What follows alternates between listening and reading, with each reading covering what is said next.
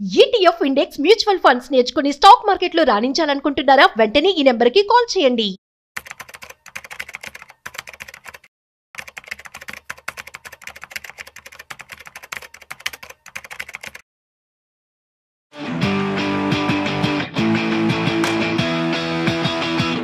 Hi hello నమస్తే welcome to business bus with Raju Pasupuleti on Suman TV. So guys, ₹1,00,000 కనుక మీ దగ్గర ఉన్నాయనుకోండి, ₹1,00,000 మ్యూచువల్ ఫండ్స్లో పెట్టుబడి పెట్టి దాన్ని 10 లక్షలుగా చేయడం ఎలా, అసలు మ్యూచువల్ ఫండ్స్లో కాపర్స్ పెంచుకోవడం ఎలా, ఈ విషయాలన్నీ కూడా ఇవాళ మనతో చెప్పడానికి ఇవాళ మనతో mutual funds distributor Ramesh Pasupuleti గారు ఉన్నారు. సో వారి మాటల్లో మరింత సమాచారం అడిగి తెలుసుకుందాం. హాయ్ సార్, నమస్తే. నమస్తే. ఎలా ఉన్నారు? ఫైన్.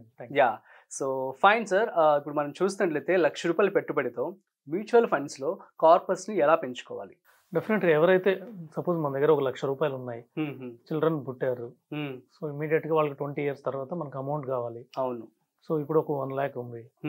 సో 1 lakh ఇప్పుడు ఇన్వెస్ట్ చేసేసుకుంటే మ్యూచువల్ ఫండ్లో ఒక మంచి ఫ్లెక్సీ క్యాప్ ఫండ్స్లో కానీ మల్టీ క్యాప్ ఫండ్స్లో ఈ రెండిట్లో కొద్దిగా చూస్ చేసుకొని, లేదంటే కొద్దిగా లాంగ్ టర్మ్ కాబట్టి మిడ్ స్మాల్లో కూడా కొద్దిగా ఇన్వెస్ట్ చేసుకోవచ్చు. చేస్తే ఏమవుతుందంటే 20 years పాటు సో ఈ ఫండ్స్ రన్ అవుతుంటాయి. మనకు 12% మ్యూచువల్ ఫండ్ లో రిటర్న్ ఎక్స్పెక్ట్ చేసిన మినిమం మనం 12% రిటర్న్ ఎక్స్పెక్ట్ చేయొచ్చు 20 years టైం కాబట్టి. షార్ట్ టర్మ్ లో అయితే మనం ఎక్స్పెక్ట్ చేయలేము, కానీ యాక్చువల్లీ మనకు లాంగ్ టర్మ్ 20 years చాలా మంచి time mutual fund. Exactly golden period అని చెప్పొచ్చు. చాలా మల్టిపుల్ టైమ్స్ అవుతుంది. సపోజ్ 10 లక్షలు కావాలంటే మనకి 12% రావాలంటే 12% వస్తే మనకి ఎగ్జాక్ట్లీ మనకి 10 lakhs అవుతుంది 20 years. సో ఇప్పుడు 1 lakh ఇన్వెస్ట్ చేసుకుంటే 20 years తర్వాత 10 lakhs రెడీగా ఉంటుంది, నో డౌట్, 12% తోటి. సో సపోజ్ మనకి 10 lakhs సరిపోవు అనుకుంటే 2 lakhs ఇన్వెస్ట్ చేసుకోవాలి. ఇద్దరు పిల్లలు ఉంటే 1 lakh ఇన్వెస్ట్ చేసుకుంటే వాళ్ళిద్దరికి 10 lakhs రెడీగా ఉంటాయి. సో వాటికి 20 years దాకా వాటిని టచ్ చేయకూడదు. సో డెఫినెట్గా మంచి రిటర్న్ వస్తుంది. సపోజ్ ఎవరైనా గ్రాండ్ పేరెంట్స్ ఉంటారు, గ్రాండ్ పేరెంట్స్ కూడా గిఫ్ట్గా ఇస్తుంటారు చిల్డ్రన్కి. సో వేరే ఏదో ఎక్కడో ఇన్వెస్ట్ చేస్తారు, సుకన్య సమృద్ధి లేకపోతే ఎక్కడైనా FDలోనో ఇన్వెస్ట్ చేసి ఇస్తుంటారు నార్మల్. సో వాటికన్నా కూడా రిటర్న్స్ ఎక్కువ ఉంటాయి. వాటికన్నా డెఫినెట్గా సపోజ్ మ్యూచువల్ ఫండ్లో ఇన్వెస్ట్ చేసి గ్రాండ్ చిల్డ్రన్ ఏంటంటే 20 years వచ్చే వరకు కాకుండా 30 years వచ్చే వరకు ఇస్తే ఇంకా బెటర్. పేరెంట్స్ అంటే డెఫినెట్గా చిల్డ్రన్ గోల్స్ కోసం, ఎడ్యుకేషన్ గోల్స్ కోసం ఇన్వెస్ట్ చేస్తారు కాబట్టి 20 yearsకి ఇన్వెస్ట్ చేసుకుంటారు. కానీ గ్రాండ్ చిల్డ్రన్కి గ్రాండ్ పేరెంట్స్ ఎలా ఇస్తారంటే ఒక ఆస్తిలాగా ఇవ్వాలని ఇస్తారు. వాళ్ళకి 10 lakhs ఇస్తే 20 years తర్వాత పెద్ద ఉపయోగం లేదు, ఎందుకంటే వాళ్ళు ఒక ఆస్తి ఇవ్వాలి, వాళ్ళ గోల్స్ కోసం కాదు. సో అందుకోసం అని చెప్పేసి నెక్స్ట్ కొంచెం ఎక్స్టెండ్ చేసుకొని 30 years వరకు పెట్టుకుంటే ఇంకా చాలా బెటర్. 20 years బదులు. ఎందుకంటే నేను 30 years ఇన్సూరెన్స్ పాలసీస్ చాలా చూశాను, 30 years పాలసీస్ కూడా చూశాను. అంటే గ్రాండ్ పేరెంట్స్ చిల్డ్రన్ మీద చేసిన 30 years పాలసీస్ చాలా చూశాను నేను. సో అలా చాలా మనం 30 years FDలు చూస్తుంటాం, లేదా 30 years ఇన్వెస్ట్మెంట్ చాలా చూస్తుంటాం. అలాగే మ్యూచువల్ ఫండ్ లో కానీ ఇన్వెస్ట్ చేసుకుంటే 1 lakh rupees సపోజ్ ఇదే 12% రేట్ ఆఫ్ రిటర్న్ వస్తే 36 lakhs అవుతుంది 30 years కి. ఒక లక్ష 36 లక్షలు అవుతుంది 12% రేట్ ఆఫ్ రిటర్న్ తోటి 30 years ఉంచితే. సూపర్. వాటిని టచ్ చేయకుండా. సపోజ్ కొన్ని ఫండ్స్ ఉన్నాయి రిస్క్ లేని ఫండ్స్. సపోజ్ లాస్ట్ 30 years నుంచి కూడా మార్కెట్ లో కొన్ని ఫండ్స్ ఉన్నాయి. మ్యూచువల్ ఫండ్ స్టార్ట్ అయింది 1993 ఆ టైంలో స్టార్ట్ అయింది, అంటే 32 years అయిపోయింది. కాబట్టి అప్పట్లో కొన్ని ఫండ్స్ చూసుకుంటే, కొన్ని ఫండ్స్ హిస్టరీ చూసుకుంటే కొన్ని ఫండ్స్ ఉన్నాయి డెఫినెట్ గా అవైలబుల్ దొరుకుతాయి మనకు గూగుల్లో. 30 years ఫండ్ చూస్తే చాలా ఫండ్స్ 20% అబౌవ్ ఇచ్చాయి. గ్రేట్. ఇప్పటి వరకు కూడా సిన్స్ ఇన్సెప్షన్ పెద్ద పెద్ద కంపెనీస్ అన్ని. సో వాటి ఫ్లెక్సీ క్యాప్ ఫండ్స్ కానీ, గ్రోత్ ఫండ్స్ కానివ్వండి, ఈక్విటీ ఫండ్స్ కానివ్వండి, large and mid cap funds కానీ లాస్ట్ 30 years యావరేజ్ చూసుకున్నా కూడా మినిమం 17 ఉన్నాయి కొన్ని. సరే మనకి అంత రిటర్న్ కూడా ఎక్స్పెక్ట్ చేయొద్దు, 12% వచ్చినా కూడా మనకి 35-36 lakhs వస్తుంది. సపోజ్ మనకి అదృష్టం బాగుంటే 13% వచ్చింది అనుకోండి, ఇంకొంచెం పెరుగుతుంది, 48 lakhs అవుతుంది. సరే మనకి ఇంకొంచెం అదృష్టం బాగుంటే 14% వచ్చింది అనుకోండి, ఆల్మోస్ట్ మన ఫండ్ వాల్యూ 14% తోటి 65 lakhs అవుతుంది. Just 1 lakh రూపీతో 1 lakh. అమేజింగ్. సరే 15% వచ్చింది అనుకోండి సపోజ్, అంటే వస్తుందని కాదు, సపోజ్ 15% వస్తే ఎంత వస్తుందని తెలుసుకోవడం కోసం మనకి 85 lakhs వస్తుంది చిల్డ్రన్. సపోజ్ ఇంకా అదృష్టం బాగుండి 16% వచ్చింది అనుకుందాం, ఎందుకంటే మినిమం 17 ఇచ్చాయి కాబట్టి అనుకుంటే డెఫినెట్గా 16% రిటర్న్ తోటి మనకు 1,17,00,000 వస్తుంది. సరే వచ్చాయి అనుకో, లాస్ట్ 30 yearsలో అలా 17% రిటర్న్ ఇచ్చిన ఫండ్స్ అంత మల్టిప్లై చేసి 1,00,000ని 1 crore ఆల్మోస్ట్ 20 lakhs వరకు మల్టిప్లై చేసాయి. గ్రేట్ కదా, చాలా ఫండ్స్. సో ఫ్యూచర్లో మనకి 12% రేట్ ఆఫ్ రిటర్న్ చేసుకున్నా కూడా 35-36 lakhs వచ్చేస్తాయి మనకి. సో మన ఎక్స్పెక్టేషన్ 12% తీసుకుందాం. సో 35 lakhs రెడీగా ఉంటుంది చిల్డ్రన్కి. అవును.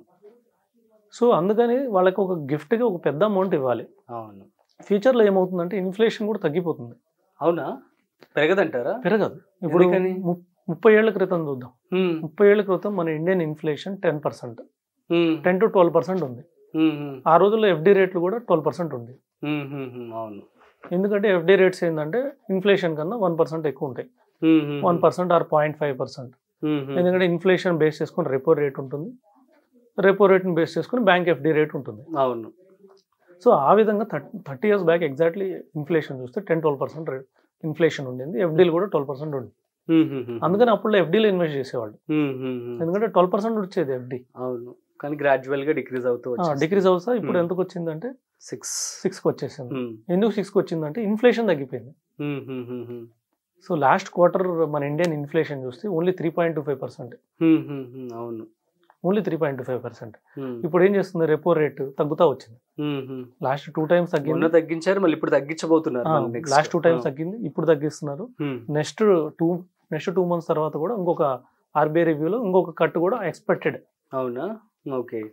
0.25 ఎక్స్పెక్టెడ్. ఓకే. కదా 0.5 పెంచాలని కొంతమంది కోరుకుంటున్నారు. ఓకే. ఎందుకంటే ఇన్ఫ్లేషన్ చాలా తక్కువ ఉంది. అవును.